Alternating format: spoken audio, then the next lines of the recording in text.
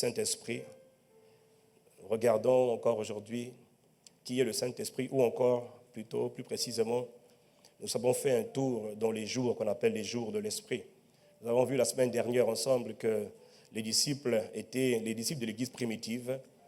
Les apôtres de l'Église primitive étaient très conscients, nous avons dit, de la personne du Saint-Esprit, de son œuvre, sa mission, son rôle au travers d'eux. Voilà pourquoi l'Église primitive, voilà pourquoi l'Église des premiers jours était réellement dirigée par le Saint-Esprit, conduite par le Saint-Esprit. C'est le Saint-Esprit qui choisissait les responsables, qui envoyait, qui appelait au ministère, qui affermissait. C'est le Saint-Esprit qui faisait grandir l'Église. Ce n'était pas par les stratégies mathématiques ou des logiciels, non, c'était vraiment le Saint-Esprit qui était au centre de tout. C'était le patron, le boss de l'Église, était le Seigneur de l'Église. Nous avons vu qu'il y a eu, quand on regarde l'histoire de l'humanité, l'histoire de la terre, il y a finalement, en guillemets, 3 jours. Il y a d'abord ce qu'on appelle les jours du Père. Les jours du Père, c'était les jours qui ont précédé la venue du Messie. On les appelle le jour de l'Éternel. Lorsque Dieu n'était pas encore arrivé, lorsque Dieu ne s'était pas encore manifesté dans un corps de terre. Ensuite, il y a eu ce qu'on appelle le jour du Seigneur, qui a été le 33, les jours du Seigneur, c'était le 33 ans et demi, les jours où Christ a été manifesté sur la terre. Et puis, il y a ce qu'on appelle les jours de l'Esprit. Et nous sommes actuellement dans la saison, dans l'ère, dans la période de ce qu'on appelle les jours de l'Esprit. Et les apôtres l'avaient parfaitement compris. Ils avaient extrêmement bien compris ce principe. Voilà pourquoi ils étaient sensibles, ils étaient conscients de la présence du Saint-Esprit en permanence. Voilà pourquoi ils honoraient le Saint-Esprit. Ils valorisaient le Saint-Esprit. Le Saint-Esprit les rendait capables, il les rendait forts, il les rendait puissants, conquérants, il les rendait sages, il les rendait amour, il les avertissait, il les dirigeait, il les orientait. Le Saint-Esprit, et celui qui faisait tout, il était le Seigneur de l'Église. Voilà pourquoi j'ai dit, mon frère, ma soeur, c'est le Seigneur, le pasteur principal de l'Église, c'est le Saint-Esprit. C'est le Saint-Esprit, exactement comme dans l'Église primitive, c'est le Saint-Esprit. Dis-moi Amen. Amen. Et donc, nous avons dit beaucoup de choses sur lesquelles nous allons revenir, que nous allons vraiment rentrer maintenant en profondeur sur quelles sont les caractéristiques, qu'est-ce qui caractérise le Saint-Esprit. Mais c'est lui qui établissait les pasteurs, ce n'est pas les pasteurs qui s'établissaient eux-mêmes, c'est lui qui établissait les responsables, c'est lui qui inspirait toutes les choses. Vraiment, c'est lui qui est le patron de l'Église. Dès le commencement, nous avons dit que le principe de la Trinité divine apparaît parce que nous voulons comprendre qui est le Saint-Esprit. Est-ce que la Bible en parlait avant qu'il ne se manifeste sur la terre, avant qu'il ne soit introduit par Jésus de Nazareth? Le Père a introduit le Fils. Le Père a d'abord parlé par les prophètes et ensuite le Père a parlé par le Fils. C'est ce que nous dit Hébreux chapitre 1. Le Père a introduit le Fils et le Fils, avant de partir, a introduit la personne de l'Esprit. Et nous sommes en train de parler de la personne du Saint-Esprit, la personne la plus rejetée, la moins comprise dans toute l'Église et même de toute la Bible. Voilà pourquoi l'Église ne perce pas, voilà pourquoi l'Église ne fait rien de grand, voilà pourquoi l'Église ne fait rien de bon, parce qu'elle a méprisé, parce qu'elle néglige, parce qu'elle sous-estime, parce qu'elle ignore la personne la plus importante sur la terre. Elle ignore la personne que Jésus lui-même a attendue patiemment pendant 30 ans. Il a attendu 30 ans une personne qu'on appelle le Saint-Esprit. Et nous, comme nous ne comprenons pas ces choses, nous passons à côté, nous aussi, parce que nous n'avons pas compris qui est le Saint-Esprit. Voilà pourquoi cette année, c'est l'année du Saint-Esprit. Nous voulons le mettre au cœur de toute stratégie, de toutes choses, au cœur de son Église, parce qu'il est le Seigneur de l'Église. Mais qui est le Saint-Esprit? Nous avons dit que le principe de la Trinité divine apparaît dès le commencement. 3 personnes se distinguent, se précisent, chacune étant Dieu, le Père, le Fils et l'Esprit. Nous avons vu qu'au commencement, dans le livre de Genèse 1, verset 1, Dieu créa les cieux et la terre. La terre était informe et vide, il y avait des ténèbres à la surface de l'abîme, et l'Esprit de Dieu planait, ou l'Esprit de Dieu se mouvait au-dessus des eaux. Le Saint-Esprit, encore appelé l'Esprit de Dieu, est la première personnalité qui est mentionnée individuellement dans les Écritures. Quelqu'un me dit le Saint-Esprit. En parcourant les Écritures, nous avons vu la semaine dernière qu'il existe unicité et pluralité, c'est-à-dire unicité et pluralité. Donc il existe en même temps une différence entre Dieu et son esprit. En même temps, il n'y a pas de différence parce que Dieu est esprit. Mais la Bible nous montre bien que Dieu et son esprit sont un, mais Dieu et son esprit sont en même temps distincts, différents. Est-ce que quelqu'un me suit? Nous parlons du Saint-Esprit. La venue du Saint-Esprit avait été annoncée depuis fort longtemps. Nous avons vu la semaine dernière qu'il y a une différence, c'est vrai, entre Dieu et son esprit, mais la venue de l'esprit avait été annoncée depuis longtemps. Dieu ne fait rien sans avertir ses serviteurs, les prophètes. Le Père, je répète, a introduit le Fils a introduit l'esprit. D'où vient l'esprit? Qui est-il? Nous sommes repartis dans le passé pour comprendre que disait la parole de Dieu à propos de l'Esprit Saint, à propos du Saint-Esprit, puisque beaucoup ne comprennent toujours pas aujourd'hui pourquoi est-ce qu'il est là, qu'est-ce qu'il fait et qui est-il. Nous ne comprenons pas. Voilà pourquoi tu tournes rond, voilà pourquoi l'Église tourne rond, voilà pourquoi l'Église est dans les ténèbres, c'est-à-dire dans l'ignorance. L'Église est dans l'ignorance la plus totale parce qu'elle a méprisé la personne la plus importante. Nous devons revenir à l'essentiel. Le prophète Joël, nous avons vu la semaine dernière, avait prophétisé sur ce qu'on appelle les jours de l'Esprit, ou encore les jours du Saint-Esprit. Lorsqu'il a dit dans Joël 2, verset 28, « Après cela, je répandrai mon esprit sur toute chair. Vos fils et vos filles prophétiseront, vos vieillards auront des songes et vos jeunes gens auront des visions. Même sur les serviteurs et sur les servantes, dans ces jours-là, je répandrai mon esprit. » Dans quel jour? Dans les jours de l'Esprit. Il parlait, nous avons vu ici que Joël parlait d'une ère, d'une période de la vie humaine, d'une période de l'activité humaine où Dieu ne va pas seulement demeurer dans les prophètes, dans les sacrificateurs, c'est-à-dire les prêtres et dans les rois, mais Dieu va descendre sur toute chair, sur tous ceux qui croient, sur les enfants, sur les vieillards, sur les cocobars, sur les adultes. Dieu va descendre sur les pauvres, les esclaves, les riches, sur quiconque Dieu descendra. Dis-moi Amen. Ça, c'est Dieu qui dit, mon esprit, je veux le répandre sur toute chair. Ça, c'est une promesse extraordinaire, une promesse merveilleuse. Pour ceux qui avaient entendu cette prophétie, à l'époque, c'était une promesse merveilleuse parce que ça voulait dire que vraiment les souffrances seraient abrégées, que la misère cesserait, que le chaos cesserait sur la terre parce qu'ils savaient que Dieu allait se manifester lui-même sur la terre. N'oublions pas. Au moment où les prophéties de l'Ancien Testament étaient livrées, nous avions ce qu'on appelait Dieu résidait dans une tente, Dieu résidait toujours dans un temple. Quelqu'un me dit un temple. C'était un temple qui était fait de main d'homme, qui était divisé en plusieurs compartiments. La cour, le parvis, le lieu saint, le lieu très saint. Mais la présence de Dieu était toujours dans le lieu très saint qui était à l'intérieur du temple. Et c'est terrible parce qu'il fut un temps où même on transportait dans une arche, on transportait la présence de Dieu dans l'arche de l'Éternel. On transportait la présence de Dieu. Et si tu te rends compte que Dieu était résidant quelque part dans un temple, et aujourd'hui, Dieu n'est plus dans un temple quelque part. Dieu, le jour de l'Esprit, est venu carrément habiter dans le cœur des hommes, des êtres humains. Quand il dit dans ces jours-là, je répandrai mon esprit à l'intérieur d'eux. Vraiment, c'est bon d'être né aujourd'hui. Tu dis Amen, mais tu ne sais même pas de quoi tu es en train de parler. Je te dis que c'est bon d'être né aujourd'hui. Même toi, Amen, la montre que tu ne sais même pas de quoi tu parles. Tu sais, il y a des gens qui font des slogans. Il faut comprendre. Dis-moi Amen. Il faut comprendre. Le prophète Jérémie aussi avait prophétisé sur ce qu'on appelle les jours de l'Esprit. Dans Jérémie 31, verset 33. Dieu parle par la bouche de son serviteur, le prophète Jérémie. Mais voici l'alliance que je ferai avec la maison d'Israël. Après ces jours-là, dit l'Éternel, après ces jours-là, je mettrai ma loi au-dedans d'eux. Je l'écrirai dans leur cœur et je serai leur Dieu et ils seront mon peuple.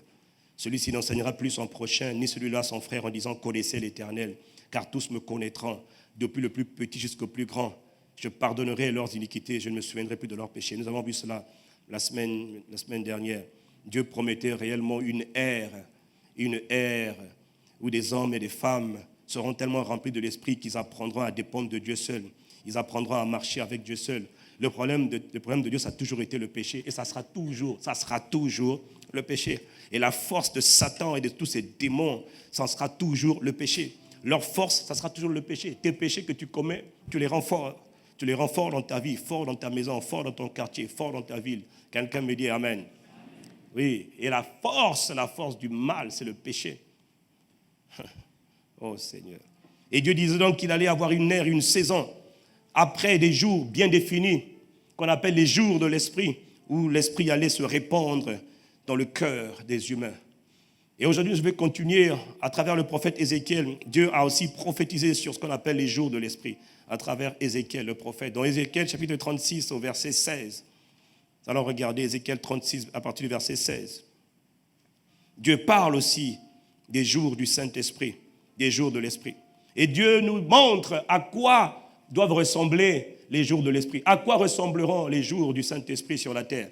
Il faut que tu le comprennes parce que tu n'as pas compris pourquoi l'Esprit est venu. Il y a quelqu'un ici qui n'a pas compris pourquoi le Saint-Esprit est venu. Voilà pourquoi il faut repartir dans le passé pour comprendre, mon fait, pourquoi est-ce qu'il envoyait l'Esprit. Pourquoi est-ce qu'il promettait de donner le Saint-Esprit. Si tu n'as pas compris ça, l'Esprit peut venir, mais tu ne feras rien de bon. Et nous allons le voir tout à l'heure. Quand l'Esprit vient, attention, ça déménage. Mais le problème, c'est que l'Esprit ne peut rien faire si tu n'ouvres pas la porte de ton cœur. Quelqu'un me dit Amen. C'est dommage que Dieu ait donné aux hommes le pouvoir de choisir. Mais en même temps, c'est naturel parce qu'il a créé tout être avec ce pouvoir de choisir. Autrement dit, le pouvoir de choisir qui t'a été donné limite Dieu et te donne toi la pleine responsabilité de tes choix et tes décisions. Est-ce que quelqu'un m'entend? Personne ne peut te pousser à faire un choix que tu n'as pas envie de faire. Personne. Quand tu agis, c'est toi qui as décidé.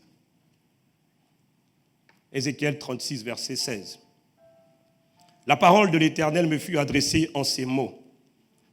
Fils de l'homme, ceux de la maison d'Israël, quand ils habitaient leur pays, l'ont souillé par leur conduite et par leurs œuvres. Leur conduite a été devant moi comme la souillure d'une femme pendant son impureté. Alors j'ai répandu ma fureur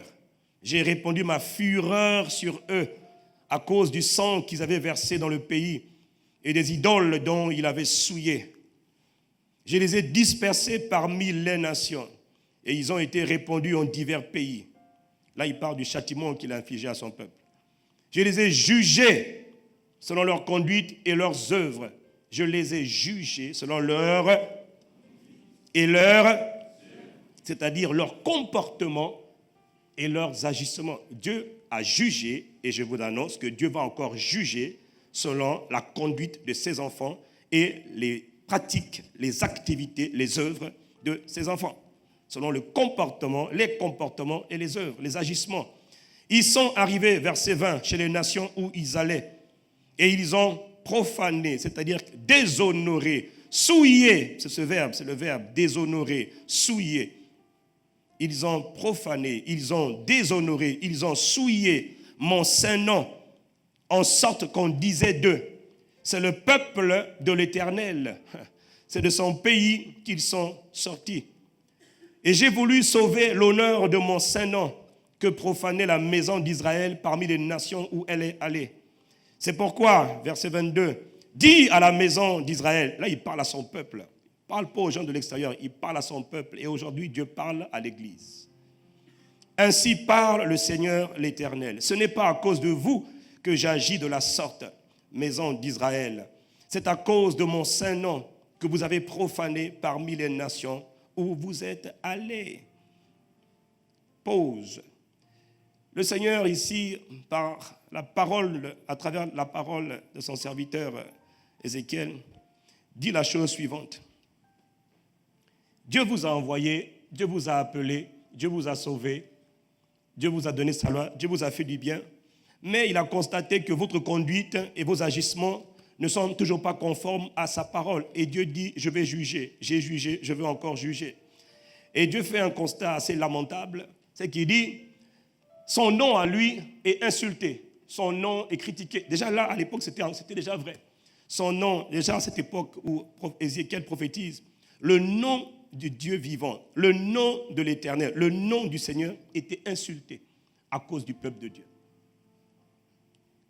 Et le Seigneur m'a dit hier soir, mon nom à moi, mon saint nom, mon grand nom est méprisé et calomnié et insulté à cause de mon peuple. À cause de mon peuple. Il ne parle pas des incroyants, il parle des croyants. Est-ce que quelqu'un me suit?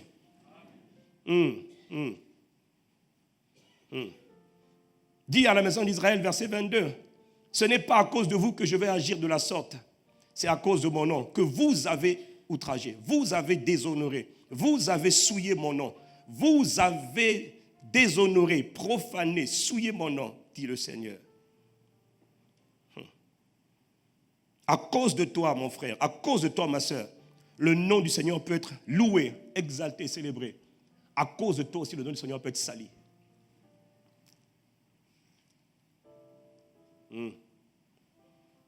À cause de toi. Dis à ton voisin, à cause de toi. Dis à ton voisin, à cause de toi. Ou encore au travers de toi. Dieu peut être adoré ou Dieu peut être insulté. ICC, écoutez-moi bien. Verset 23, il continue. Il dit, je sanctifierai, c'est-à-dire je consacrerai, je publierai, je célébrerai mon grand nom. Là, il dit, je dois consacrer, je dois célébrer, je dois exalter mon grand nom qui a été souillé, déshonoré parmi les nations et que vous avez profané au milieu d'elles. Et les nations sauront que je suis l'Éternel, dit le Seigneur. L'Éternel, quand je serai sanctifié par vous sous leurs yeux. Je vous retirerai d'entre les nations, je vous rassemblerai de tous les pays et je vous ramènerai dans votre pays. Verset 25. Je répandrai sur vous une eau pure et vous serez purifiés. Et je vous purifierai de toutes vos souillures, de toutes vos idoles. Dieu annonce ici qu'il va faire quelque chose. Il va sanctifier son nom. Il va faire en sorte que son nom soit célébré. Il va faire en sorte que son nom soit glorifié. Que son nom soit exalté au milieu de toutes les nations. C'est ce que Dieu dit ici. Et Dieu dit pour ça, il va faire une chose. Il va répandre une eau pure. Il va nous purifier. Il va purifier son peuple. Purifier son peuple de toutes les souillures, de toutes les saletés, les impuretés, l'idolâtrie, le péché, toutes sortes de saletés, toutes sortes de péchés. Dieu dit, je vais purifier mon peuple. Il annonce donc qu'il va faire une chose nouvelle au milieu de son peuple, il va le purifier. Et maintenant, à partir du verset qui vient après, il va nous expliquer, mais comment est-ce qu'il va faire pour que son nom soit sanctifié? Comment est-ce qu'il va faire pour que son nom soit publié, soit célébré? Comment va-t-il faire? Puisque le peuple, à travers ce peuple, on l'insulte. Là où on devait dire, ah, cher papa, vos enfants sont mignons, papa, vos enfants sont magnifiques, oh là là, merveilleux enfants, donc merveilleux papa, tel père, tel fils. Dieu dit, à cause de mon peuple, on est en train de m'insulter partout. Vous m'outragez, vous m'attristez, vous m'injuriez. Est-ce que quelqu'un me suit? Et Dieu annonce maintenant ce qu'il va faire pour que son nom ne soit plus souillé, pour que son nom ne soit plus déshonoré. Dieu dit, j'ai une solution. Pour que mon nom parmi les peuples, parmi les nations soit respecté, j'ai une solution. Dis-moi, Dieu a une solution. Non, répète le plus fort, Dieu a une solution. Oui, il a une solution pour faire en sorte que son nom ne soit pas outragé, ne soit pas insulté. Dis-moi un peu, tu es insensible quand on te salit, quand on parle de toi. On t'insulte tout le temps. Tu as des enfants, puis à cause des enfants, on fait que t'insulter. Quelle joie tu as? Quel est ce parent, ce père, cette mère qui met des enfants au monde et qui n'espère pas que les enfants vont être sa fierté? Si on dit ton enfant a eu 20 sur 20 à l'école, ton enfant est brillant, ton enfant est intelligent, ton enfant machin, on dit wow, merci. C'est une fierté. Dis-moi amen. C'est une fierté que d'avoir des enfants qui honorent les parents. C'est une grande fierté. Des enfants qui font la joie de leur père, c'est un honneur, c'est un privilège pour les parents. Dieu est honoré, Dieu est fier lorsque tu fais sa fierté, Dieu est fier lorsque tu l'honores, Dieu est fier lorsque par ta vie, son nom est glorifié. Dis-moi amen. Mais au temps d'Ézéchiel, au temps où Ézéchiel prophétise, ce n'était pas du tout le cas. Le peuple de Dieu allait mal. Le peuple de Dieu se comportait mal. Sa conduite était mauvaise. Ses œuvres étaient mauvaises. Les actions du peuple étaient mauvaises. Tout était mauvais. Et Dieu dit, j'ai une solution. Je vais sanctifier mon nom. Je vais faire quelque chose de nouveau maintenant sur la terre. Ou, au milieu de mon peuple, je vais faire quelque chose qu'on n'a jamais vu. Et Ézéchiel dit, c'est quoi alors? Qu'est-ce que tu vas faire? Parce que là, il faut nous aider. Alors Dieu dit, pour que mon nom soit publié, pour que mon nom soit glorifié, pour que mon nom soit exalté, pour que mon nom soit restauré, pour que mon honneur me soit restauré, Dieu dit, à partir du verset 26, regardez ce qu'il dit. Qu'est-ce qu'il va faire? Il dit, je vous donnerai un cœur nouveau. Et je mettrai en vous un esprit nouveau. J'ôterai de votre cœur, de votre corps, le cœur de pierre. Et je vous donnerai un cœur de chair, un cœur malléable, un cœur flexible, pas un cœur dur. Vous péchiez tout le temps, vous ne regrettiez même pas. Vous souillez tout le temps le nom du Seigneur. Vous blasphémez tout le temps. Vous mentez tout le temps. Vous volez tout le temps, ça ne vous choque même pas. Maintenant, parce que vos cœurs sont insensibles, mais je vais faire une œuvre nouvelle. Je vais vous donner un cœur qui est nouveau. Je vais vous donner un esprit nouveau. Là, il est en train de parler de la nouvelle naissance. Il annonçait la nouvelle naissance que Jésus a expliqué dans Jean 3, verset 3. Nul ne peut rentrer dans le royaume de Dieu s'il ne naît de nouveau. La nouvelle naissance, pas la religion. La nouvelle naissance. Si tu n'es pas né de nouveau, c'est le jour. Il faut naître de nouveau. Pas juste aller à l'église, pendant l'église. Donc il annonçait une œuvre extraordinaire. Et pour Ézéchiel, c'était une grosse bombe, c'était une grosse révélation. Waouh! Dieu va donner un cœur nouveau à ses enfants, à son peuple. Dieu va mettre en nous un esprit nouveau. Il va ôter de nous le cœur de pierre, c'est-à-dire ce cœur qui était dur, qui n'écoutait jamais la parole de Dieu, qui était rebelle, réfractaire, récalcitrant. Ce cœur-là, il va vous donner un cœur de chair, un cœur malléable, un cœur flexible. Verset 27, il continue, il dit, je mettrai mon esprit en vous. Répète après moi, je mettrai mon esprit en vous. C'était une promesse à venir. Il y a longtemps cette promesse, c'était des siècles et des siècles avant. C'était des siècles longtemps avant. Dieu a parlé par le prophète Ézéchiel. Je mettrai mon esprit en vous et je ferai en sorte que vous suiviez mes ordonnances et que vous observiez et pratiquiez mes lois. C'était ça le rêve de Dieu. Je mettrai en vous mon esprit. Quand j'aurai mis mon esprit en vous, alors automatiquement, quand vous allez laisser l'esprit se mouvoir, mon nom sera exalté. Mon nom sera célébré. Mon honneur sera restauré. Hey, on est dans les jours de l'esprit. Est-ce que c'est ton cas? Est-ce que tu as compris pourquoi l'esprit est venu? Dieu lui disait qu'il voulait donner l'esprit pour que son nom soit restauré. Parce que quand son nom est élevé, tu es élevé. Quand son nom est exalté, tu es exalté. Mais puisqu'il habite en toi, oh, mais dis-moi amen. Et là, il dit, je vais m'attaquer à la racine même, au cœur de la personnalité humaine, le cœur de l'homme. Il dit, je leur donnerai un cœur qui est nouveau. Le nerf de la guerre, c'est le cœur. Satan cherche ton cœur, Dieu cherche ton cœur, le monde cherche ton cœur, le Saint-Esprit cherche ton cœur aussi. La bataille, c'est le cœur. Qui va contrôler le cœur? Qui va piloter ton cœur? Le centre de ta personnalité, qui va le contrôler? C'est ce que Dieu demandait. Il dit, je vais mettre en eux un cœur nouveau, un esprit nouveau. Et je ferai en sorte, parce que je mets un cœur nouveau en eux, ils vont suivre mes ordonnances, ils vont suivre mes commandements. Ils vont maintenant chercher à me faire plaisir. Ils vont m'obéir, ils vont me suivre. Ils vont faire ma joie, mon plaisir. Ça ne sera pas juste parce que j'ai envie d'obéir à Dieu. Non, non, non, non. Je vais les rendre capables. Je vais déclencher en eux la volonté de me chercher, la volonté de me faire plaisir, la volonté de m'être agréable. Ce n'est pas par ma propre volonté que je peux faire plaisir à Dieu. Ce n'est pas par mes bonnes intentions, c'est par la grâce de Dieu, libérée par le Saint-Esprit de Dieu en nous, qu'on peut faire la volonté de Dieu.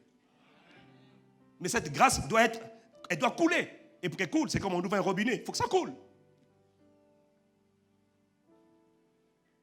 Verset 28. Vous habiterez le pays que j'ai donné à vos pères. Vous serez mon peuple et je serai votre Dieu. Autrement dit, je serai votre père, votre papa. Il y aura une relation entre vous et moi, de père à fils, et de fils à père, de fille à père. Il y aura une relation intime, il y aura une relation paternelle, une véritable relation paternelle. Pas une relation, oh éternel Dieu, pas une relation lointaine, mais une relation de proximité, une relation d'intimité. C'est ce qu'il est en train de nous dire ici encore. Je vous délivrerai de toutes vos souillures, toutes les impuretés. Parce qu'à cette époque, au moment où Ézéchiel prophétise, le peuple de Dieu était un peuple souillé. Souillé par les idoles, souillé par l'adultère, souillé par les impuretés que le peuple pratiquait tout le temps. Plus le peuple s'abandonnait aux idoles, plus le peuple se souillait. C'était un peuple qui était connu pour sa rébellion vis-à-vis de Dieu. Et pourtant, on l'appelait le peuple de Dieu. Parce que son temps à adorer tout ce qu'il trouvait. Dès qu'il voit un pigeon, il adore le pigeon. Il fait une statue du pigeon, fait une statue de l'homme, fait une statue de la femme, et puis il appelle Dieu. Ils passaient leur temps dans l'idolâtrie. Et l'idolâtrie, c'était qu'une partie du péché. Mais ils passaient leur temps dans tout ce qui était impureté. Il faut savoir que l'impureté n'existe pas seulement de notre génération. Dis-moi Amen.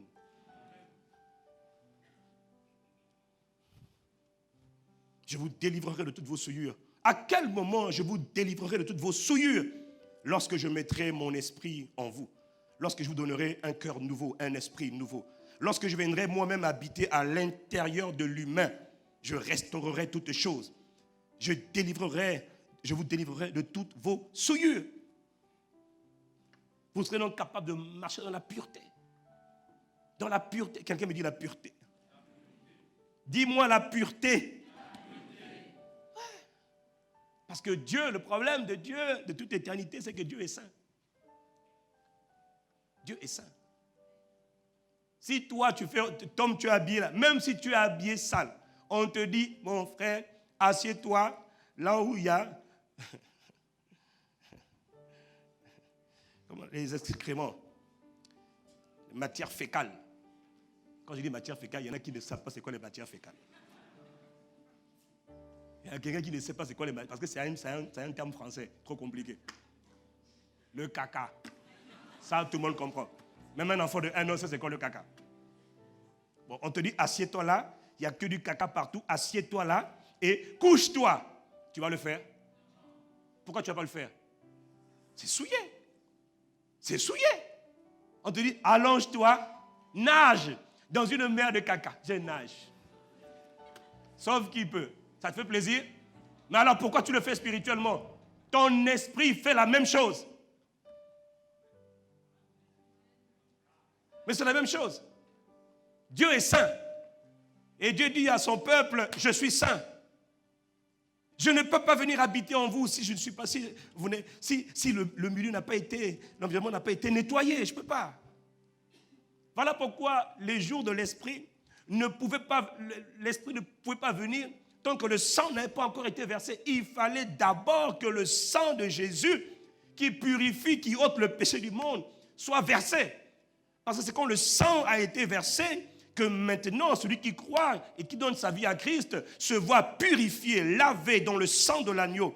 Ce n'est pas visible à tes yeux. Mais quand quelqu'un donne sa vie à Christ et qui s'humilie, se repent de ses péchés, les anges qui sont au service de tous les saints versent sur lui le sang. Et spirituellement, si Dieu t'ouvre les yeux, tu vas voir qu'il est en train d'être lavé, purifié. Là, il était sale. Nos yeux physiques ne voient rien, mais c'est une réalité spirituelle. Elle est invisible à ton œil, mais elle est réelle. Quelqu'un me dit Amen. Amen. Et tu es lavé comme avec de l'eau, mais c'est du sang qui est sur toi. Et toutes les impuretés, les imperfections, les fautes que tu as commises, les malédictions, tout est en train de partir parce que le sang de Jésus lave. Dis-moi Amen. Amen. Et quand ce sang lave, le Saint-Esprit, quand tu dis Seigneur, viens dans ma vie, maintenant peut venir habiter en toi. Pourquoi? Parce que maintenant tu es un temple propre, tu es une maison propre. Maintenant Dieu peut venir habiter au cœur de la maison. Ici c'est une maison, c'est une pièce. Imagine que Dieu soit à l'allée centrale, là au milieu. Il est assis, il prend la place centrale, la place principale, la place du maître, le cœur. Parce que le cœur était maintenant propre. Dis-moi Amen. C'est ça que Dieu voulait, c'est ça que Dieu parlait, c'est ça que Dieu parlait.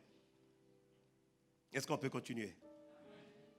Donc il dit ici, je vous rendrai capable de marcher dans la pureté. Ils te rendront capable de marcher dans la pureté et non plus dans l'impureté. C'est ce que Dieu ferait. Parce que l'impureté, c'est le péché. Et le péché déshonore Dieu. Et le péché honore Satan. Seigneur, aide-nous à comprendre. Toutes les fois que tu pêches, tu honores, tu fais plaisir à Satan. Et il est là. Oh, ils me font plaisir. Oh Seigneur. Verset 29. J'appellerai le blé et je le multiplierai. Je ne vous enverrai plus la famine. Je multiplierai le fruit des arbres et le produit des champs, afin que vous n'ayez plus l'opprobre de la famine parmi les nations.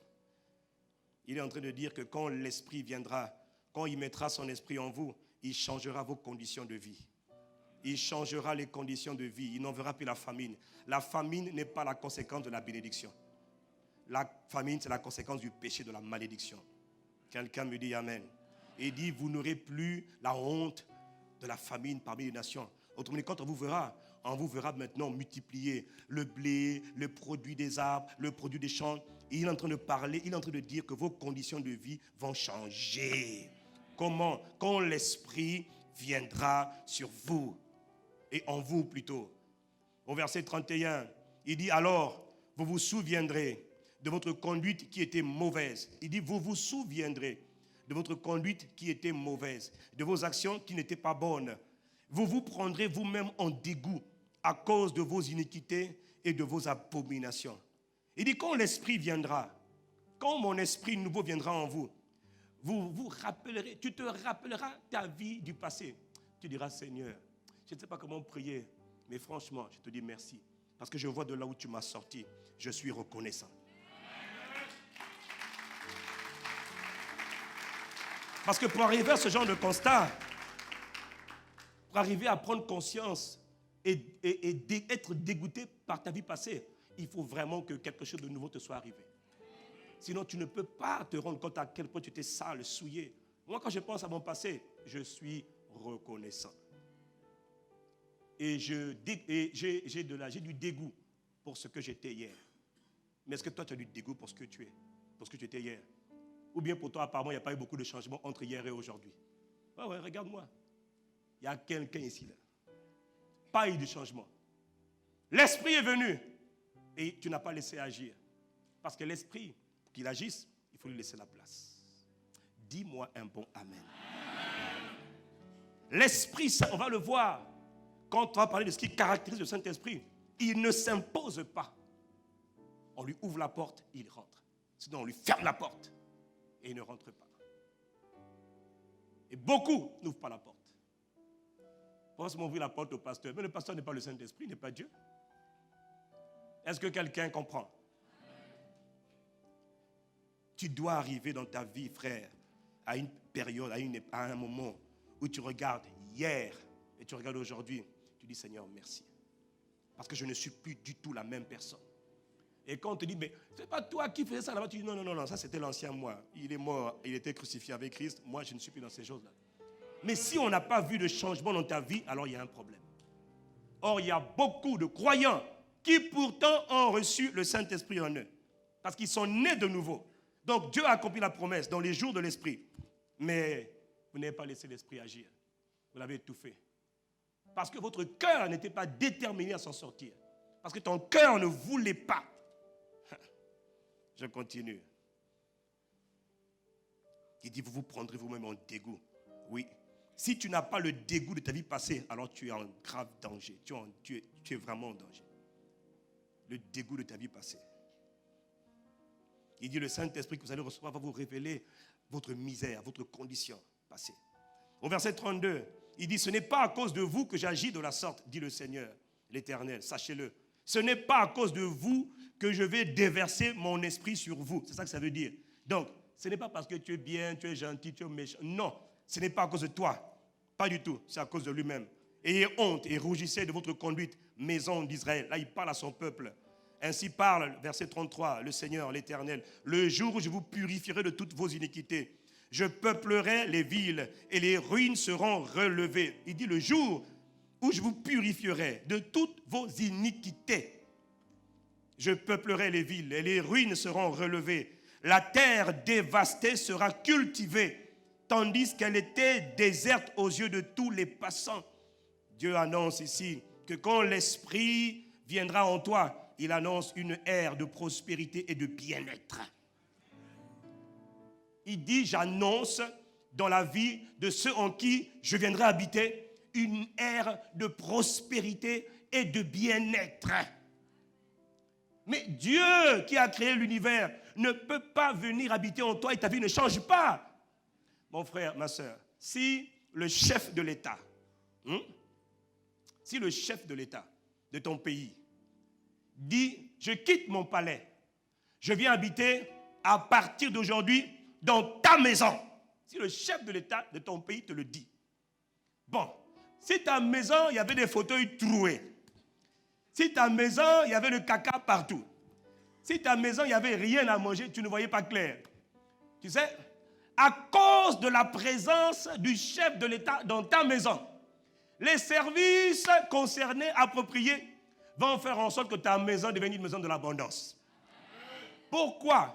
C'est une conséquence de la présence du chef de l'État chez toi.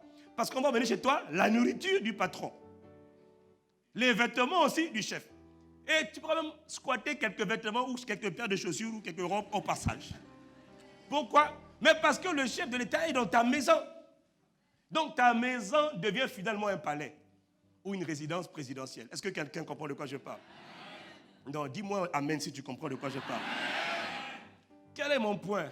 Mais le Dieu qui a créé l'univers, roi de tous les rois, source de toutes choses, possesseur de toutes choses, il dit, quand je vais venir habiter en toi, il va y avoir forcément un effet intérieur et un effet extérieur. Quand je viens, moi qui suis la source du bien-être, naturellement le bien-être va devenir ton partage. Tes conditions de vie vont obligatoirement changer, nécessairement. Pourquoi? Parce que quand il vient, il emmène tout ce qu'il est, il emmène sa nature. Dis-moi amen. Au verset 35, il continue et il dit, et l'on dira, donc il parle de toi, cette terre dévastée est devenue comme un jardin d'Éden, un jardin de délices, de plaisir. Et ces villes ruinées, désertées, abattues, sont fortifiées et habitées. Qu'est-ce qu'il est en train de... Il parle de quoi? Il dit, ta vie là, quand on l'a regardée, il n'y avait rien de bon, c'était une vie chaotique avant que son esprit ne vienne habiter dans les humains. Les vies des humains, il n'y avait rien de bon. C'était désolation, c'était ruine, c'était dévastation, c'était abattement. Maintenant, il dit, quand on va voir ton champ, ta vie, elle va ressembler à un jardin d'Éden, à un jardin de délices. Et la ville, ces villes ruinées, désertes, abattues, il dit, on va voir quelqu'un de fort, on va voir quelqu'un de structuré. On va voir, il est en train d'annoncer la reconstruction de ta vie et la restauration de ta vie quand l'esprit viendra. Quel que soit le niveau de démantelage, de dislocation, de destruction de ta vie, de ton passé, de ton présent. Il dit, quand le Saint-Esprit, dans les jours de l'Esprit, quand l'Esprit viendra, oh non, la vie qui était détruite là, on ne sait pas comment, par une main invisible, par une force extraordinaire que personne ne voit de manière visible, mais ta vie sera comme un chantier qu'on est en train de reconstruire dans tous les sens du terme. On est en train de refaçonner l'histoire de ta vie. Là où il y en avait dit pas d'espoir, on va maintenant voir de l'espoir. Là, on avait dit, oh, Zoba, maintenant on va voir de l'intelligence. Elle avait dit, elle est Toto, on va voir de la sagesse, de la grâce, de l'intelligence. Il dit, j'annonce une ère de restauration. Quelqu'un me dit reconstruction. Quelqu'un me dit restauration. Oui, dis-moi un beau amen. Parce que c'est ça, c'est cela. Quand Dieu vient habiter en toi, oh frère, on reconstruit la vie. Et il reconstruit étape après étape, pièce par pièce. Il est en train de reconstruire le chef-d'œuvre qui t'avait appelé à être. Tu avais été endommagé par le péché, endommagé par les maladies, endommagé par les accidents, endommagé par le rejet. Tu te méprisais toi-même, tu te haïssais, tu te détestais parce qu'on te détestait. Mais maintenant, même quand les gens te détestent, ça ne te fait plus rien. Parce qu'à l'intérieur de toi, il y a quelqu'un qui t'accepte. Il y a quelqu'un qui t'aime. Et il t'aime tellement que maintenant tu es devenu insensible à tout le mal qu'on te fait. Oh, dis-moi amen. Oh. Avant, tu étais toujours attristé quand les gens t'insultaient. Maintenant, tu vois, ça t'attriste un peu. Après, tu te relèves, tu dis, Seigneur, je te rends grâce parce que toi, au moins, tu m'as aimé le premier. Oh, dis-moi amen. C'est une œuvre de reconstruction progressive. Qui le fait? Dieu en toi. Ça, c'est quand tu laisses l'esprit travailler en toi. Dis-moi, l'esprit me restaure. Est-ce que tu sais c'est quoi une vie restaurée? Une vie restaurée. Frère, chacun d'entre nous a son histoire. Chacun d'entre nous a son témoignage. Moi, mon histoire n'est pas la meilleure, mais elle n'était pas belle non plus. Donc, même quand ton histoire a mal commencé, il dit, quand l'esprit viendra en toi, t'inquiète pas, laisse-le seulement travailler. Et tu vas voir, il fera toutes choses à merveille. Ça, c'était une promesse que le Père faisait. Quand l'Esprit viendrait demeurer en toi. Et au verset 36, il dit, et les nations qui resteront autour de vous sauront que moi, l'Éternel, j'ai rebâti ce qui était abattu et j'ai planté ce qui était dévasté, ruiné. Moi, l'Éternel, j'ai parlé et j'agirai. Là, maintenant, il est en train de te confirmer le fait que, il dit, il y a des gens qui te regardent, qui sont autour de toi, dans ton quartier, dans ta famille, chez tes parents, dans ton travail, tout ce que tu veux. Il y a des gens qui sont autour de toi, qui te regardent. Il dit, ceux-là, quand l'esprit va commencer à travailler en toi, et tu le laisses travailler en toi, il dit, ils ne te reconnaîtront pas. Parce que ce qu'il est en train de dire, il dit, ils verront en toi une profonde métamorphose, ils verront en toi une profonde transformation. Toi qu'on disait totalement abattu, ruiné, oh là là, voilà un chef-d'œuvre, voilà une chef-d'œuvre que Dieu est en train de travailler. Voilà une femme qui est un chef-d'œuvre, voilà un homme qui est un chef-d'œuvre. Un homme et une femme en reconstruction, en transformation constante. Eux, ils vont voir, ils vont dire, waouh, l'Éternel est vraiment en train de faire une œuvre exceptionnelle dans cet homme, dans cette femme. Quelqu'un me dit Amen, Amen et Amen. Ça, c'est l'œuvre de Dieu. À travers son esprit qui déposera dans ton esprit. Dieu dit, mais pour faire ça, je vais venir habiter dans le cœur même de l'homme, dans le centre de la personnalité. Je vais le faire naître de nouveau. Quand il donnera sa vie à Christ, le jour où il donne sa vie à Christ, je rentre à l'intérieur parce qu'il m'ouvre la porte. Mais ce n'est pas tout d'ouvrir la porte une fois. Il faut maintenant la laisser ouverte toutes les fois. Beaucoup ont ouvert la porte une fois. Le Saint-Esprit vient, puis pam, quand il porte. Et l'Esprit dit, je me tiens à la porte de ton cœur, je frappe, je suis rentré. Maintenant, laisse ma vie couler. Laisse ma vie couler. Elle émane du centre de ton cœur, de ta personnalité. Maintenant, elle doit se répandre. La vie de Dieu vient dans ton esprit. Maintenant, elle doit se répandre. Elle n'arrive pas à se répandre parce que tu n'ouvres pas la porte de ta volonté. L'obstacle entre Dieu et toi, c'est ta volonté, ton cœur. Et la volonté vient de ton cœur. Personne ne peut décider à ta place. Est-ce que quelqu'un me suit? Ça, c'était les promesses que Dieu faisait dans l'Ancien Testament concernant les jours du Saint-Esprit. Et nous sommes aujourd'hui dans les jours du Saint-Esprit. Et quand Jésus s'est incarné un jour sur la terre, les jours du Saint-Esprit ne pouvaient pas venir tant que le sang de l'agneau n'avait pas été versé. Il fallait que l'agneau de Dieu ôte le péché du monde par son sang. Et quand l'agneau a ôté le péché du monde, maintenant l'Esprit peut descendre.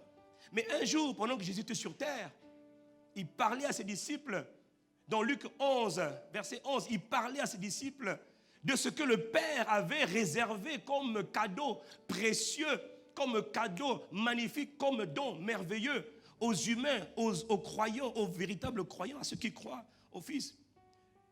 Dans le livre de Luc 11, verset 11, il dit, quel est parmi vous le Père qui donnera une pierre à son fils? Là, il est en train de nous expliquer la nature du Père. Il est en train de nous expliquer la nature du Père, la nature de Dieu. Il est en train de parler de la nature de Dieu. Quel est le Père qui donne une pierre à son fils s'il lui demande du pain? Il est en train de te dire que quand toi, tu es en train de demander quelque chose, si tu fais de lui tes délices, il te donnera ce que ton cœur désire. Dieu ne te donnera pas autre chose que ce que tu as demandé si cela est conforme à sa volonté. Ou s'il lui demande un poisson, lui donnera-t-il un serpent au lieu d'un poisson? Es-tu capable, toi, s'il te demande un œuf, lui donneras-tu un scorpion? Donc il dit, si ton fils te demande du pain, le pain quotidien, tu ne peux pas lui donner un caillou ou une pierre. S'il te demande un poisson, vas-tu donner un serpent? S'il te demande un œuf, vas-tu donner un scorpion? Quel est ce père sur la terre? Même les pères les plus tyranniques de la terre, même les pères les plus méchants, même les dictateurs les plus sanguinaires, s'ils ont des enfants, ils peuvent faire du mal à tous les enfants, sauf à leurs propres enfants. S'ils font du mal même à leurs propres enfants, à ce moment-là, vraiment, c'est le diable incarné. Là, vraiment, il n'y a plus d'espoir pour lui. Il faut seulement le tuer. Parce que là, il n'y a plus d'espoir. Quelqu'un me dit aïe. Mais le père le plus mauvais, avec tout le monde, ou avec l'homme le plus mauvais, ou la femme la plus mauvaise, avec ses enfants, on est quand même un peu au petit soin. Parce que même la femme qui a un cœur qui est tellement mauvais, quand elle met un enfant, elle doit l'allaiter, elle donne quand même le sein. Même quand elle donne le sein. Il y a des femmes qui disent, même je t'ai mis au monde, je ne te donnerai ni allaitement, ni, ok, là c'est les démons. Là, tu es une maman vérité. Non, c'est même plus une chance. Ça, c'est plus la sorcellerie maintenant. Ça, il n'y a plus dedans. On doit te dégager de la terre parce que là, vraiment, tu...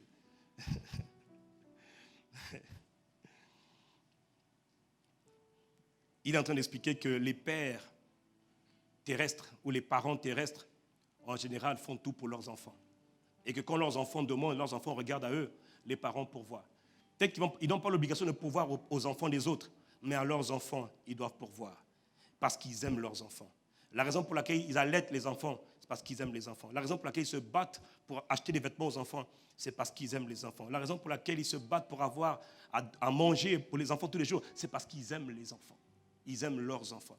Ils ne s'occupent pas des enfants des autres, mais ils s'occupent de ses enfants pour que ses enfants aient à boire et à manger et de quoi se vêtir, et si possible, qu'il aille à l'école. Pourquoi ils le font? Ils le font par amour pour leurs enfants. Et pourtant, ces parents dont ils parlent, eux-mêmes, ils sont comme les vagues de la mer. Parfois, ils sont en colère, parfois, ils font du mal aux autres, aux uns, etc. Est-ce que quelqu'un me suit? Mais Dieu dit simplement que eux, là, ils sont méchants. Ils sont vraiment inconstants. Alors, au verset 13, il leur dit, mais dites-moi, si donc, méchants comme vous l'êtes, vous savez donner de bonnes choses à vos enfants, à combien plus forte raison le Père Céleste donnera-t-il le Saint-Esprit à ceux qui le lui demandent? Il dit, si méchants comme vous l'êtes, vous qui êtes toujours en train de varier vos humeurs, vos états d'âme, vos comportements, vos pensées, tout chez vous varie. Mais moi, Dieu, il n'y a pas d'homme de variation. J'aime, je suis l'amour, je suis l'incarnation de la manifestation de l'amour. L'amour, c'est ma nature. Je donne. Il dit ici donc, méchants comme vous êtes, vous savez donner de bonnes choses. Les bonnes choses ici, en grec, c'est les dons, les cadeaux. Ce n'est pas des choses en fait. Si vous savez donner littéralement, ça veut dire si vous savez donner des cadeaux ou encore des dons excellents, des dons privilégiés à vos enfants, parce que vous faites tout pour que vos enfants aient le meilleur de la vie. Combien, à plus forte raison, combien le Père Céleste donnera-t-il le Saint-Esprit à ceux qui le lui demandent? Il est en train de te dire ici que le plus beau de tous les dons, le plus merveilleux de tous les cadeaux que le Père peut donner aux êtres humains, à tout être humain sur la surface de la terre, le plus merveilleux de tous les dons, le plus précieux de tous les cadeaux, le plus magnifique de tous les trésors, de toutes les grâces que Dieu le Père peut donner à un être humain, c'est son esprit. C'est-à-dire Dieu lui-même. Oh, quelqu'un me dit Amen. Il est en train de te dire le principe général, c'est que le Saint-Esprit, quelqu'un me dit le Saint-Esprit. Le Saint-Esprit est le plus excellent, le plus parfait, le plus merveilleux, le plus doux, le plus beau de tous les cadeaux que Dieu peut donner à un homme ou à une femme sur la surface de la terre. Ce n'est pas le mariage, ce n'est pas un bon époux, ce n'est pas une bonne épouse, ce n'est pas un bon travail, ce n'est pas beaucoup d'enfants, c'est faux, c'est le Saint-Esprit. Parce que le Saint-Esprit est tout, c'est Dieu lui-même et il a tout. Ce n'est pas l'argent, ce n'est pas les finances, des milliards que tu veux, non. Il te donne le Saint-Esprit et le Saint-Esprit te donne tout ce dont tu as besoin. Quelqu'un me dit Amen. Amen. Dis Père, je veux le Saint-Esprit. Il dit sur la surface de la terre, tout ce que Dieu peut donner de meilleur aux humains, c'est son esprit, c'est lui-même. Autrement dit, Dieu dit, tout ce dont tu as besoin, c'est moi. C'est moi. Mais c'est comme si le chef de l'État te dit, je suis le chef de l'État de ce pays. Écoutez, je suis le chef de l'État de ce pays. Le pays est ce qu'il est, c'est vrai. Mais si moi, tu m'as, alors moi, je peux t'ouvrir toutes les portes. Quel que soit le travail que tu veux, quelles que soient les sommes d'argent que tu veux, quelles que soient les grâces que tu veux, si le chef de l'État là a tout pouvoir dans son pays, crois-moi que s'il te dit, cherche-moi seulement, fais-moi plaisir, honore-moi, célèbre-moi, et moi je te donnerai tout ce que tu veux. Qu'est-ce que tu vas faire? Tu vas l'honorer, tu vas le chercher. Voilà pourquoi il est écrit, fais de l'Éternel tes délices. Fais de l'Éternel ta poursuite. Fais de l'Éternel ton charme. Fais de l'Éternel ta passion. Fais de l'Éternel ton obsession. Fais de l'Éternel ta chasse. Il te donnera tout ce que ton cœur désire. Et quelqu'un me dit Amen. Amen. Il te dit la clé des clés, c'est cherche-le. Voilà pourquoi il a dit. Au lieu de chercher des vêtements, le manger, le boire, l'argent. Il dit cherchez le royaume de Dieu. Cherchez le règne. La raison pour laquelle les gens sont frustrés, les croyants sont frustrés, parce qu'ils ont cherché tout, sauf l'essentiel, sauf Dieu lui-même. Et à force de chercher tout sauf Dieu, tu es frustré et tu frustres les autres aussi. Passer notre temps à chercher chez les hommes, à se confier en l'homme. Oh homme, aide-moi. Oh homme, soutiens-moi. Oh homme, délivre-moi. Oh homme, sauve-moi. Il y a quelque temps, un ami m'a fait un message. Il était en détresse. Il me fait un message. Et il me dit, là mon gars, frère, j'ai besoin de toi. Tu dois me sauver. Tu dois me secourir. Tu dois m'assister. J'ai tout essayé. Toutes les portes me sont fermées. Je ne peux plus rien faire. Il dit, j'ai besoin de toi, aide-moi. Et puis il me dit, fais un miracle, débrouille-toi, mais fais un miracle, fais un miracle, fais un miracle, aide-moi, sauve-moi, fais un miracle. Quand j'ai vu son message, j'étais meurtri dans mon cœur. J'étais blessé dans mon cœur. Pourquoi? Pas moi. Le Saint-Esprit était blessé. Et c'est un chrétien. J'étais tellement meurtri parce que je sentais la douleur de l'esprit en moi. Comment peux-tu demander à un homme de faire un miracle pour toi? Qui est l'homme? Donc maintenant, tu as mis ta confiance dans un homme. Mais où est Dieu dans tout ça? Il ne connaît pas Dieu. Tous les gens qui ne connaissent pas Dieu se confient dans les hommes. Dès que quelqu'un... D'ailleurs, c'est facile de voir quand quelqu'un ne connaît pas Dieu. Ce n'est pas dans l'église, c'est l'église... Oh, vraiment. Non, on vient à l'église, alléluia. Sauve-moi, sauve-moi. Qui suis-je pour te sauver? Moi aussi, j'étais sauvé par la grâce. Ton problème, c'est que tu ne connais pas Dieu. Et tu n'es pas conscient de la personne du Saint-Esprit. Et tu refuses de prendre le temps de le connaître. Alors qu'il est la clé, il est la solution dont tu as besoin pour tout dans la vie, mais tu l'ignores. Et comme tu l'ignores, tu sais ce que tu fais? Tu cherches les raccourcis. Ça, c'est l'église, les chrétiens. Tu cherches dans les raccourcis. Oh, je veux voir l'homme de Dieu. L'homme de Dieu, c'est l'homme de Dieu. L'homme de... Pourquoi tu ne vas pas d'abord plutôt voir Dieu au lieu de voir l'homme?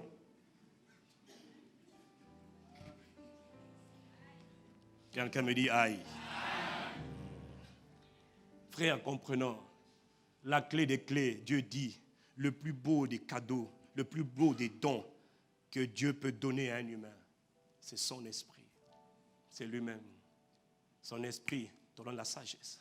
Son esprit te donne l'intelligence. Son esprit te donne la capacité, la force. Il est lumière, il est la sagesse, il est l'intelligence, il est la crainte de Dieu, il est tout, le Saint-Esprit. C'est lui, il te faut seulement le Saint-Esprit. Quelqu'un me dit amen.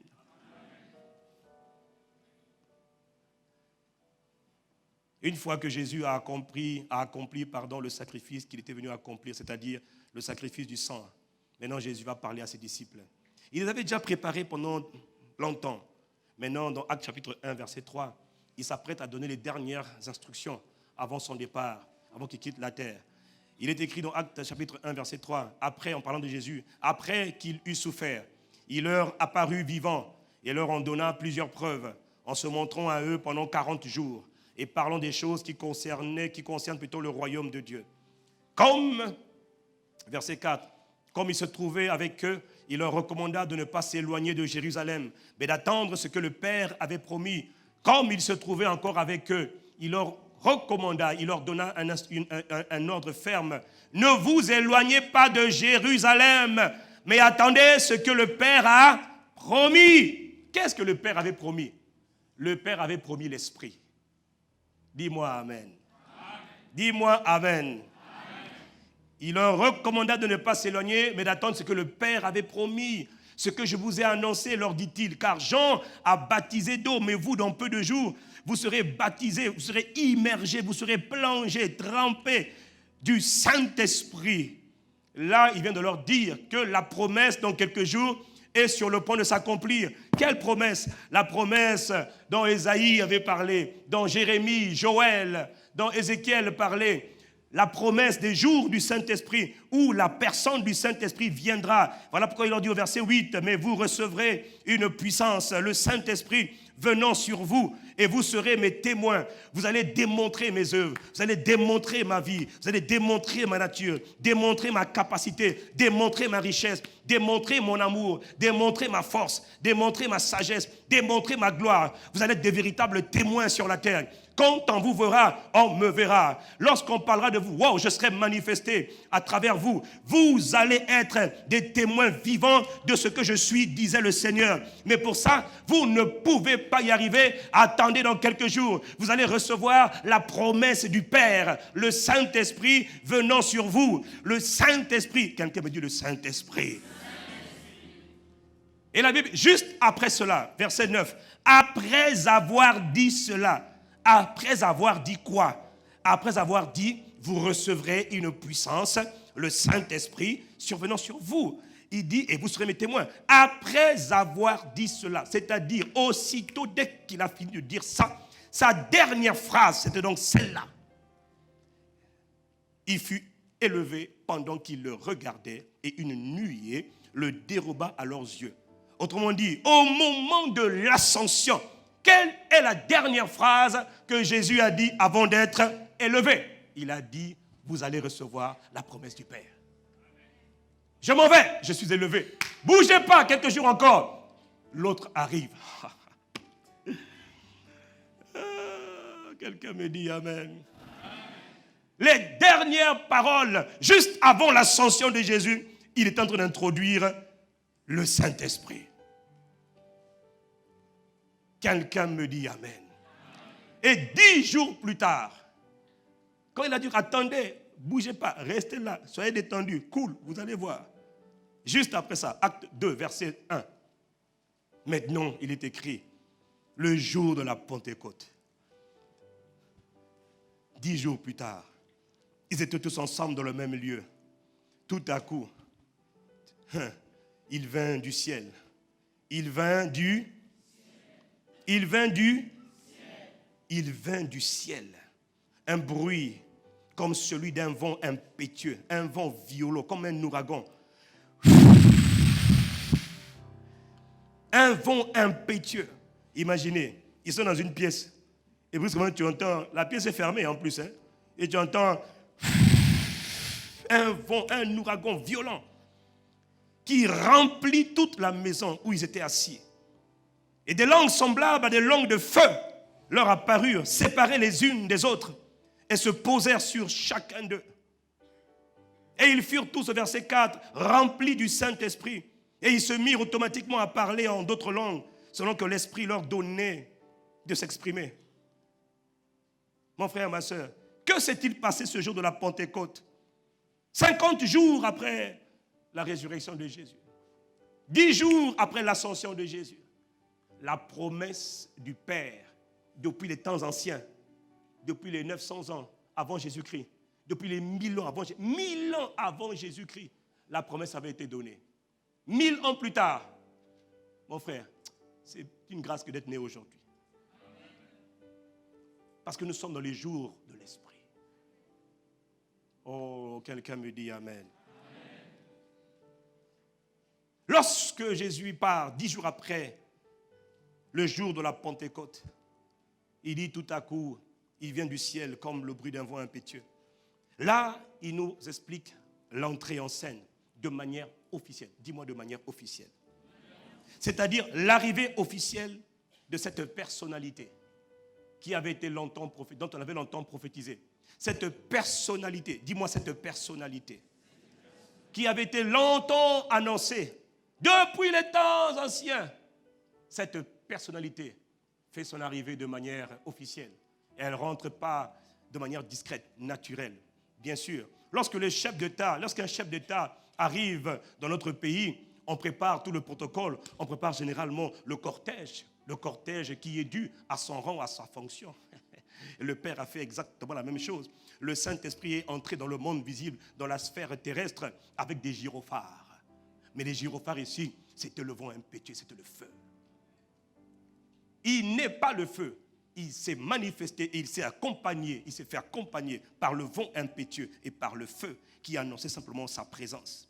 La personne la plus importante sur la terre venait de descendre sur la terre. Elle venait de remplir d'abord cette chambre haute. Et c'est la première fois et la dernière fois que l'Esprit est apparu de cette manière. Parce que maintenant, le Saint-Esprit, quand il se répand, généralement, il se répand maintenant par imposition des mains ou il se répand directement dans la pièce. Mais il ne vient plus du ciel parce qu'il est maintenant déjà sur la terre. Il ne viendra, on te dit, descend du ciel. Non, il ne descend pas du ciel. Non, non, non, non, non, non. Saint-Esprit descend. Non, non, en fait, il ne descend pas. Il se mouvoie simplement. Parce qu'il est maintenant sur la terre. Et c'est lui qui est à l'origine du salut de chaque âme. Quand quelqu'un est en train d'écouter le message, on fait un appel au salut, il est déjà là, en train de se mouvoir. C'est lui qui convainc les cœurs. C'est lui qui est en train de pousser telle personne, tel frère. C'est lui qui m'a poussé il y a plus de 20 ans de cela, pendant que j'étais encore bien un véritable mondain, un bandit. On m'a emmené dans cette église évangélique. Moi qui étais un super catho, un vrai catholique, défenseur de tous les droits catho. Alléluia, baptisé, confirmé, professionnalisé dans la foi, que je ne connaissais absolument rien devant l'ignorance chronique comme tout le monde. Comme toute bonne personne religieuse, ignorant comme tout, je ne connaissais rien. Mais ce jour-là, c'est lui qui est en train de frapper à la porte de mon cœur, qui me disait, ouvre la porte de ton cœur, laisse-moi entrer. Je ne suis pas la religion, je suis ton Père. Je t'ai sauvé, je veux te sauver, je t'ai créé à mon image, à ta ressemblance. Tu es né pour me faire plaisir, tu n'es pas né pour être souillé. Et pendant qu'il me parlait, il y a 20 ans de cela, j'étais là, je résistais. J'étais en train de résister, je résistais. Il est en train de me convaincre.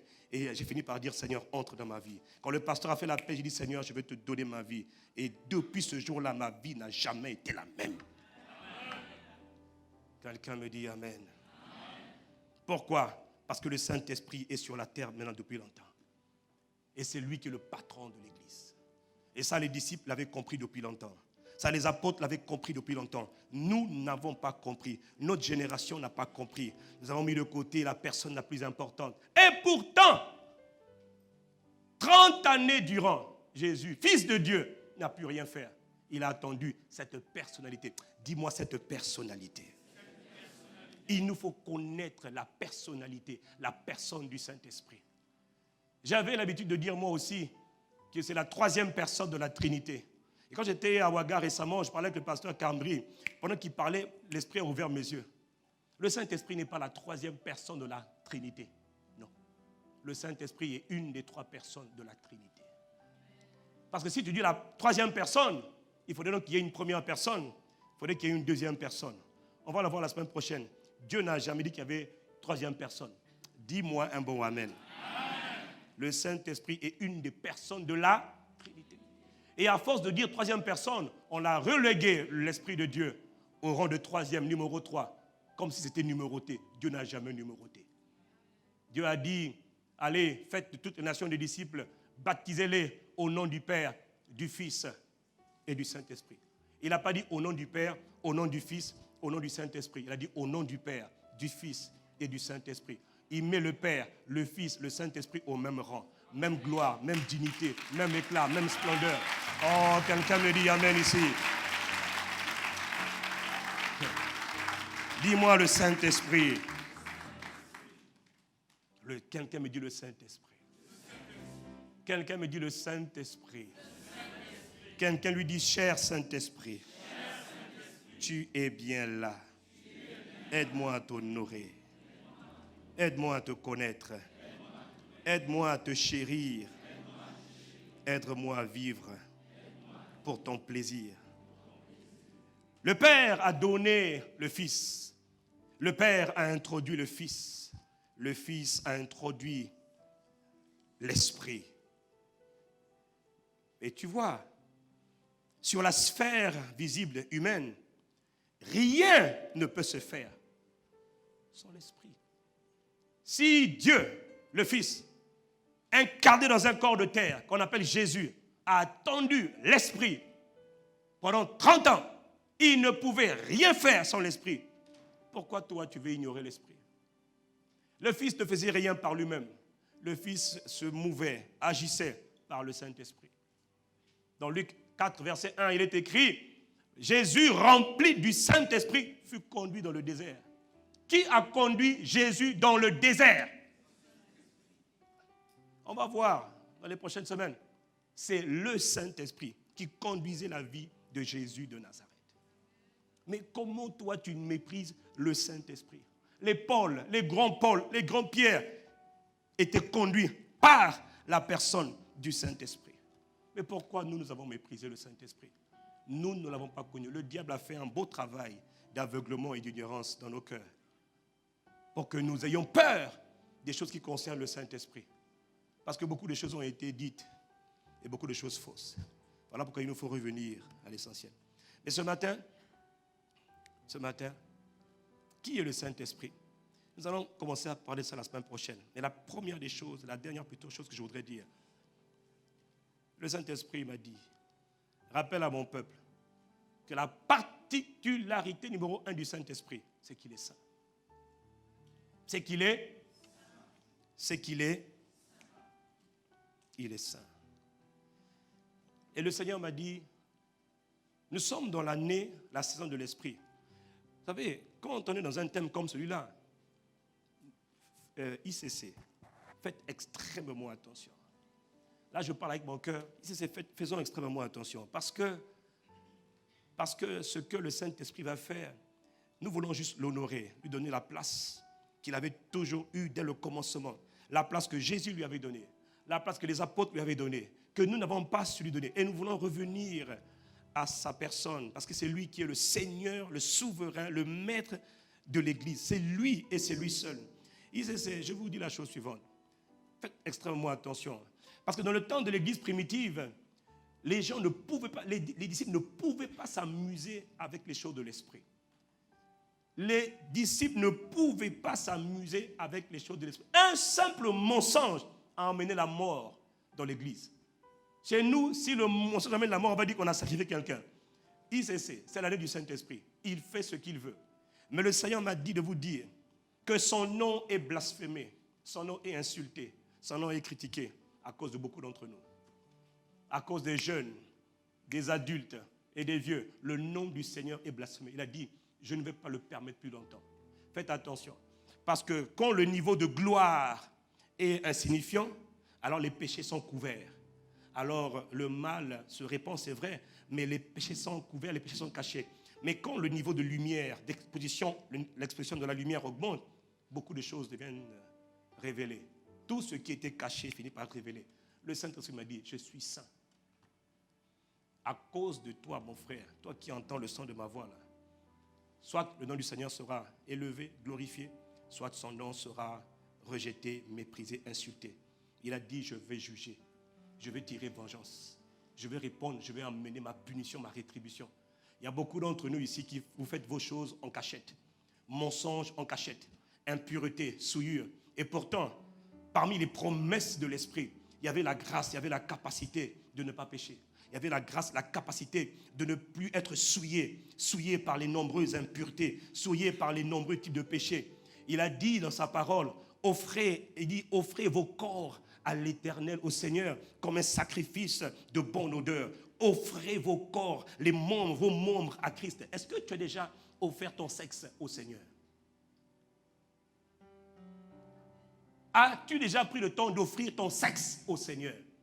Tu as seulement donné ta main ou ton argent. Jeunes frères, jeunes sœurs, adultes, vieillards, offrez vos membres. Il a dit, vous savez, il y a des péchés qui détruisent l'homme. Puis tous les péchés ne détruisent pas, mais il y a des péchés qui détruisent l'homme. Les péchés sexuels là, détruisent l'homme. Je l'ai déjà dit ici à 1001 reprises. Et le Seigneur m'a dit, il y a des gens ici qui vivent encore dans le mensonge, dans la tromperie, dans le péché, les impuretés sexuelles. Et ils osent venir dans ma maison. Et ils osent proclamer mon nom. Alors que quand quelqu'un vient, il y en a même qui disent, oh, on ne s'est pas vu en boîte hier soir. Oh, tu es venu ici. Il ne faut pas dire toi aussi.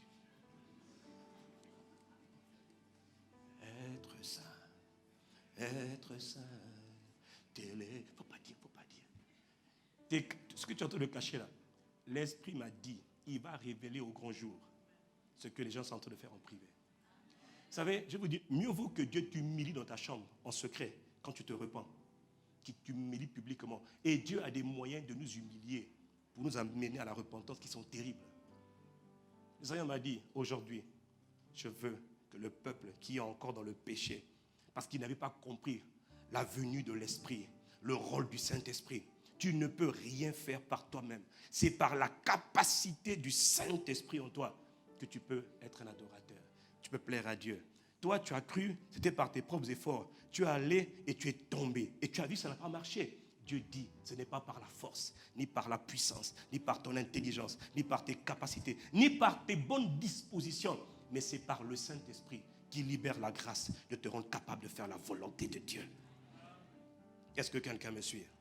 Le nom du Seigneur est trop calomnié. Parmi nous, à travers nous, le nom du Seigneur est calomnié. Aujourd'hui, Dieu dit, je vais tirer vengeance. De la même manière qu'il a jugé Ananias et Saphira, ils sont morts dans l'église.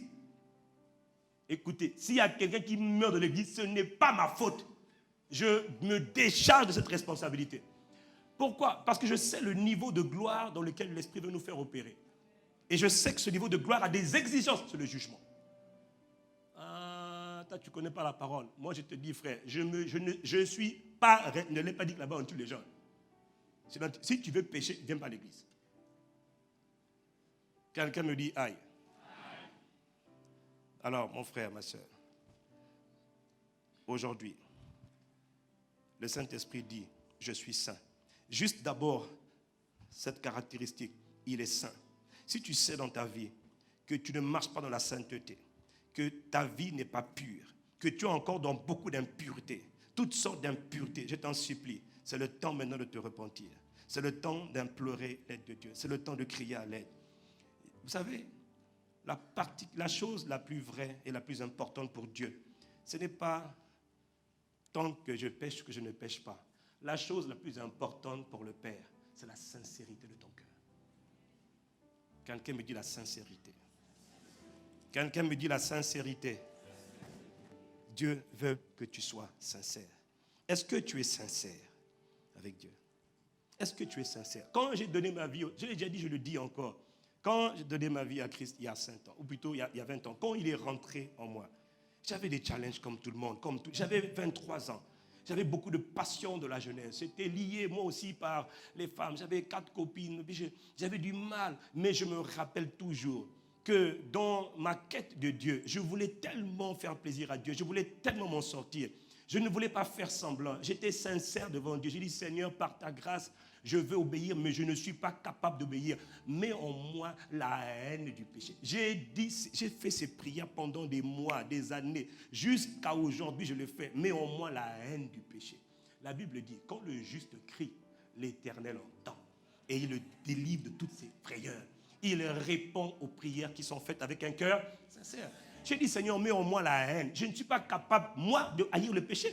Comment veux-tu que moi je puisse haïr le péché? Mais puisque tu es venu habiter en moi et tu me délivres des souillures, mets en moi ta passion, ta haine, la sainte colère, la sainte haine, le saint rejet du péché. C'est une prière que j'ai faite. Ce n'est pas un mystère, c'est une question de sincérité. Question de sincérité. Pourquoi faire semblant? Ce n'est pas une question d'âge. Dis-moi amen.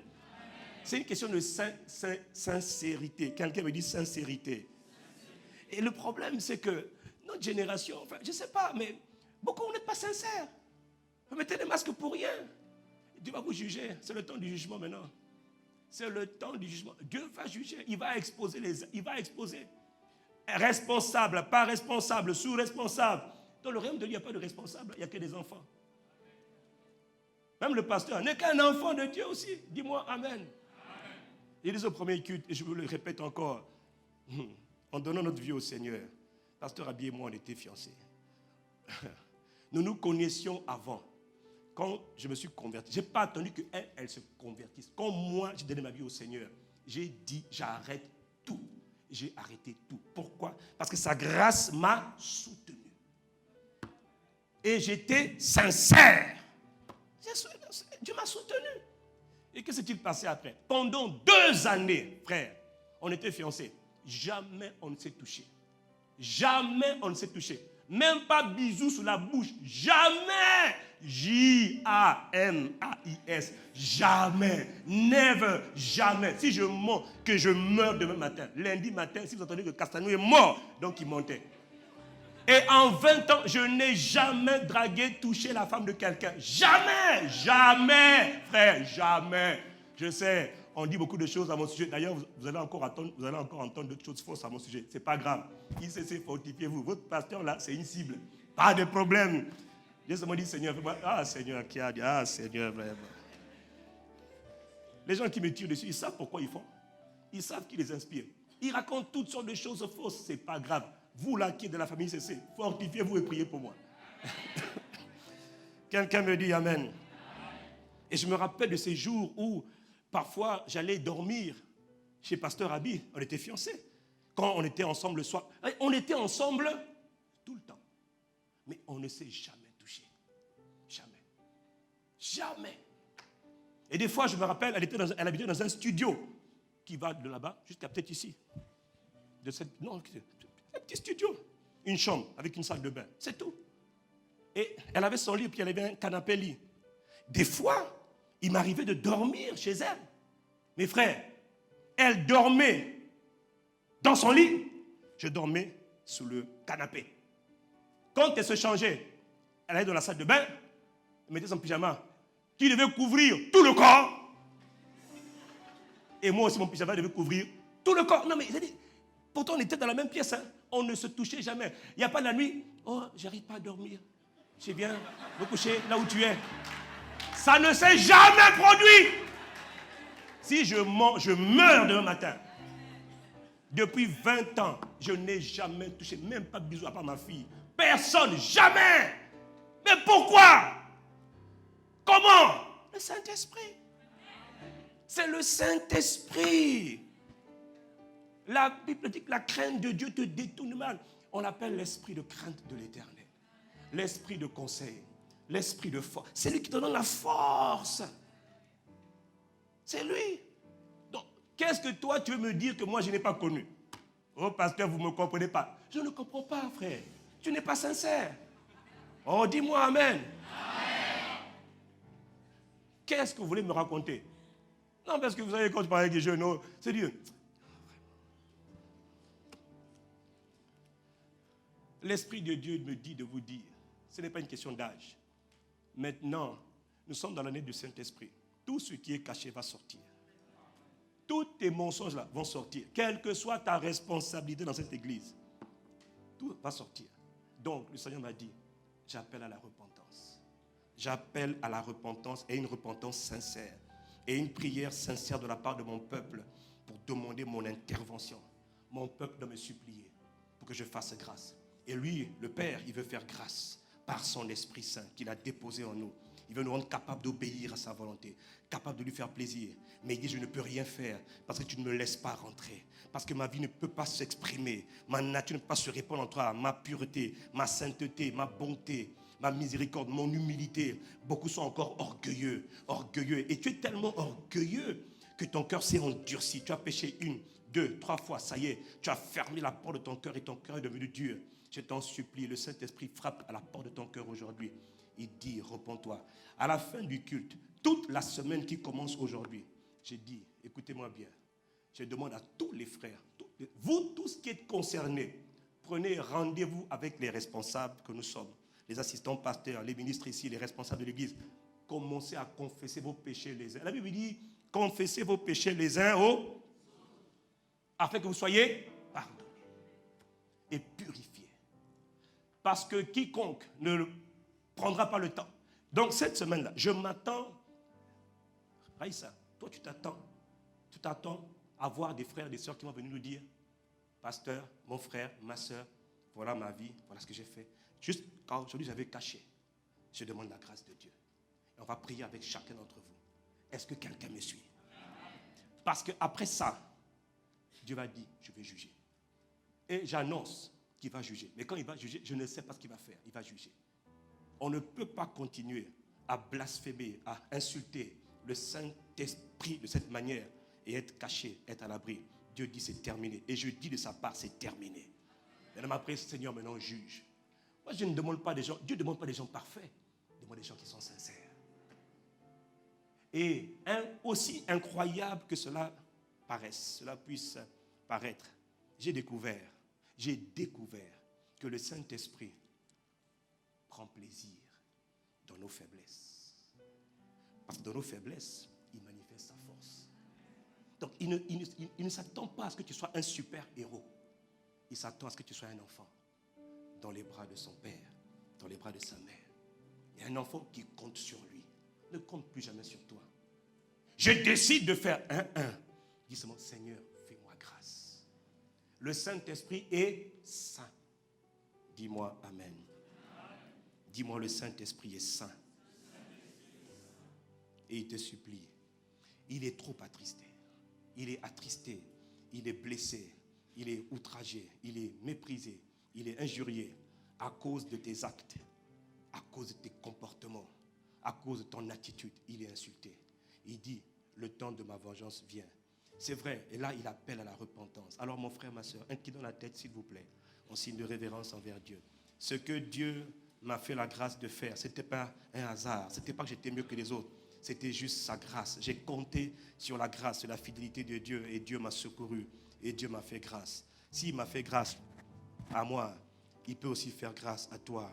Alors, s'il te plaît, mon frère, ma soeur, je t'en supplie, toute cette semaine, je vous demande, vous qui êtes stars, vous qui êtes membres de l'église, vous qui êtes fidèles, vous venez fréquemment à l'église, à l'extérieur comme à l'intérieur, qu'importe. Je vous dis, vous avez toute la semaine pour venir confesser vos péchés. Toute la semaine. Contactez les responsables les plus proches de chez vous. Contactez vos ministres. Si vous êtes dans les... Allez voir la personne avec qui vous êtes le plus à l'aise. Je n'en sais rien, mais je vous dis, je vous en supplie, confessez vos péchés. Si vous avez des choses cachées, avouez vos choses cachées. Avouez vos fautes. Parce que le Saint-Esprit va les exposer. Vous l'avez attristé, vous l'avez bafoué depuis assez longtemps comme ça. Le Saint-Esprit va exposer ce qui est caché. Je vous l'annonce par avance afin que quand ça se produise, vous ne soyez pas surpris. Il va exposer ce qui est caché. Les mensonges que tu gardes là, les mensonges, il va les exposer. Si j'en parle, c'est parce qu'il a déjà commencé à exposer beaucoup de choses et nous allons commencer à traiter les cas les uns à la suite des autres. Mais je vous en supplie. Je vous en conjure, je nous en supplie, humilions-nous devant Dieu, humilions-nous devant Dieu. N'attendons pas le jugement de Dieu, n'attendons pas. La grâce de Dieu se manifeste aussi par le don de la repentance, le don de la repentance. Alors mon frère, ma soeur, si tu luttes, si tu es encore dans ces pratiques d'impureté, je t'en supplie, là où nous sommes, c'est trop tard pour venir devant, mais mets-toi debout là où tu es. Là, aujourd'hui, c'est une affaire qui concerne Dieu et toi seul. Ce n'est pas une affaire qui concerne ton voisin. Tête baissée en signe de révérence envers Dieu. J'appelle simplement mon frère, ma soeur, que tu sois star, que tu sois nouveau à l'église, qu'importe. Si tu es encore dans ce même genre de challenge, je t'en supplie, mets-toi debout là où tu es. Et nous allons prier avec toi, nous voulons faire une prière ensemble, parce que personne n'est parfait. Nous sommes tous des chantiers en construction. Mais nous avons une caractéristique commune, nous voulons nous en sortir. Si tu n'as pas envie de t'en sortir, ne te lève pas. Mais si tu as envie de t'en sortir, mets-toi debout. Si tu as envie de changer, mets-toi debout. Tu n'as pas envie de changer, reste assis. Le jugement va venir dans ta vie de toute manière. Mais si tu as envie, tu as à cœur de te repentir, oublie tes titres, oublie ton rang, oublie ta responsabilité, oublie ta taille, oublie ton âge. Dieu appelle un peuple saint parce que le Saint-Esprit est saint. Il est saint, il est saint. Et quand tu te mets debout, ce n'est pas le moment de se taire, c'est le moment de commencer à supplier Dieu, implorer la grâce de Dieu, implorer la miséricorde de Dieu pour dire Seigneur, je te demande pardon. Seigneur, je te supplie, fais-moi grâce. Seigneur, je t'implore la même grâce que tu as accordée au pasteur, à ton serviteur il y a 20 ans, juste pendant 20 ans, tu lui as cette grâce de demeurer fidèle. La Bible dit qu'il y a beaucoup de péchés, mais tous les péchés ne détruisent pas l'homme, ne souillent pas l'homme. Il y a des péchés qui déshonorent, qui humilient, qui détruisent le corps de l'homme. Ce sont les péchés à caractère sexuel, les péchés, les impuretés sexuelles. Tous les mensonges dans lesquels tu vis, je t'en supplie, c'est le temps de crier à Dieu pour dire Seigneur, mets en moi, même si tu ne sais pas prier, tu peux au moins dire Seigneur, mets en moi la haine du péché. Je ne sais pas comment m'y prendre, je ne sais pas comment y arriver, mais je m'ouvre à toi. Saint-Esprit, je te demande de prendre toute la place dans mon cœur. Viens régner en moi, je te supplie, viens m'aider, viens me sauver, viens me secourir. Esprit de Jésus-Christ, je te supplie. Saint-Esprit de Dieu, Saint-Esprit de Dieu, je te supplie ce matin, louder, louder, je te supplie, Esprit de Dieu, Esprit de Jésus-Christ. Seigneur, toi qui convaincs les cœurs, toi qui convaincs les cœurs de péché, de justice et de jugement, Esprit de Jésus-Christ, je veux être saint, je te supplie, je veux être saint, je veux être saint comme toi tu es saint. Je te supplie, Saint-Esprit, je veux être saint comme toi tu es saint. Je t'en supplie, fais-moi grâce, Saint-Esprit, Esprit de Jésus, fais-moi grâce. Être saint, c'est là ma prière. Je te supplie, Saint-Esprit de Dieu. Je t'en supplie, merveilleux Père, excellent Saint-Esprit. Je t'en supplie.